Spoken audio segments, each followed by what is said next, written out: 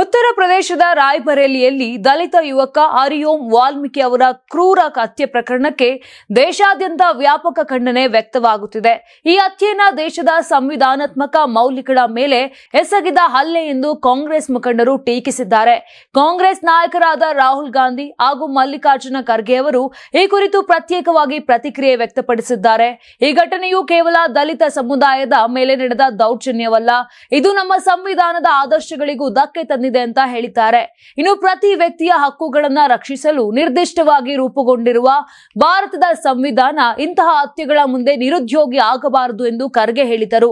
ಘಟನೆಗೆ ಸಂಬಂಧಪಟ್ಟಂತ ಸಂಘಟನೆಗಳು ಮತ್ತು ನಾಯಕರು ಕಳವಳವನ್ನ ವ್ಯಕ್ತಪಡಿಸಿದ್ದು, ದಲಿತರು, ಅಲ್ಪಸಂಖ್ಯಾತರು ಮತ್ತು ಬಡವರಿಗೆ ವಿರುದ್ಧವಾಗಿರುವ ಅಪರಾಧ ಪ್ರಕರಣಗಳ ಸಂಖ್ಯೆಯು ಗಣನೀಯವಾಗಿ ಏರಿಕೆಯಾಗಿದೆ ಎಂಬ ಆಪ್ತ ಆರೋಪವನ್ನ ಮಾಡಿದ್ದಾರೆ.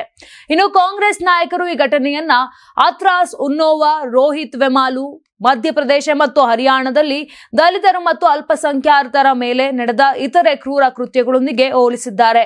ವಿರೋಧ ಪಕ್ಷದ ನಾಯಕ ಹಾಗೂ ರಾಯ್ಬರೇಲಿ ಸಂಸದ ರಾಹುಲ್ ಗಾಂಧಿ ಅವರು ಸಂತ್ರಸ್ತ ಹರಿಓಂ ಅವರ ಕುಟುಂಬದೊಂದಿಗೆ ಫೋನ್ನಲ್ಲಿ ಮಾತನಾಡಿದರು.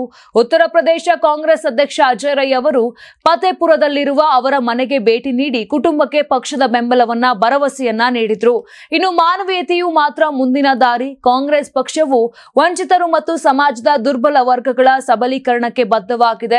ನಾವು ಈ ಅನ್ಯಾಯದ ವಿರುದ್ಧ ಒಗ್ಗೂಡಲು ನಾಗರಿಕರಲ್ಲಿ ಮನವಿ ಮಾಡುತ್ತೇವೆ. ಪ್ರತಿಯೊಬ್ಬ ಭಾರತೀಯನ ಜೀವನದ ಹಕ್ಕುಗಳು ಮತ್ತು ಘನತೆ ಸಂಪೂರ್ಣವಾಗಿ ರಕ್ಷಿತವಾಗುವವರೆಗೂ ಈ ಹೋರಾಟ ಮುಂದುವರಿಯಬೇಕು ಅಂತ ಹೇಳಿದ್ದಾರೆ.